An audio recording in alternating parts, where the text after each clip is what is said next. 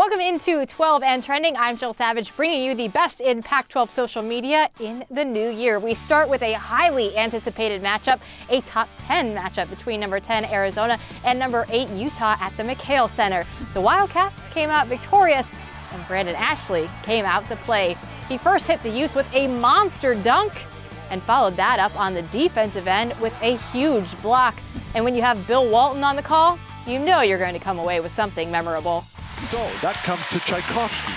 Tchaikovsky, who would then go out into nature and listen to the sounds and find the rhythm and find the melody and find the beauty. And then it went to Chopin and Liszt and Mozart. Oh. Throw it down, big man. Well, one time. Did Tchaikovsky run the pick and roll like that?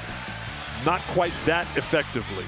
Gill Coliseum is becoming one of the hardest places to play this season. Not only are the women ranked 9th in the country, which is highest in team history, but both teams are combined 17-0 at the Gill. Now the men here have the conference's biggest win this season with their 58-56 victory over then-ranked 7th Arizona.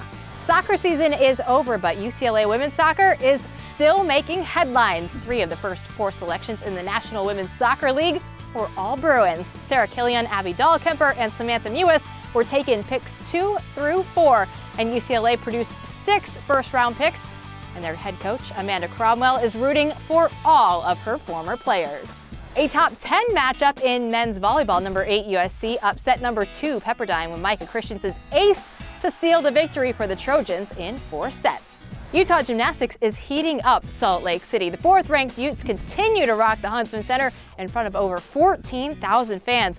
Georgia DeBritz scored a perfect 10 on her floor routine as the team claimed their 2nd straight victory early on in the season. There's that old saying that you have to walk a mile in someone's shoes, but what happens when you're on a basketball court without any shoes? Colorado's Haley Smith played not 1, but 2 possessions without them. She had 8 points in the first half.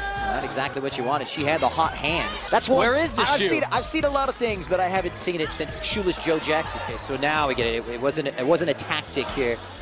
No, I think that was by accident, yes. Our former colleague here at Pac-12 Networks, Ernie Kent, is back in coaching, and I'd say he's doing pretty well. After beating in-state rival Washington, the Cougs took down Ernie's former team, the Ducks, in overtime. Coach Kent has nothing but praise for the WSU faithful. What does it look like when you get posterized? Just ask Tori Miller. He knows all too well after Shaq McKissick went up and over him. The Inferno loved it. The Buffs fans, not so much. I have a feeling that will make 12 best. We all know Duck football has some of the best gear in the country, but baseball is keeping up with the Joneses, or in this case, the Knights. Take a look at the Nike Lunar Vapor Trouts that the team will be sporting for home and away games.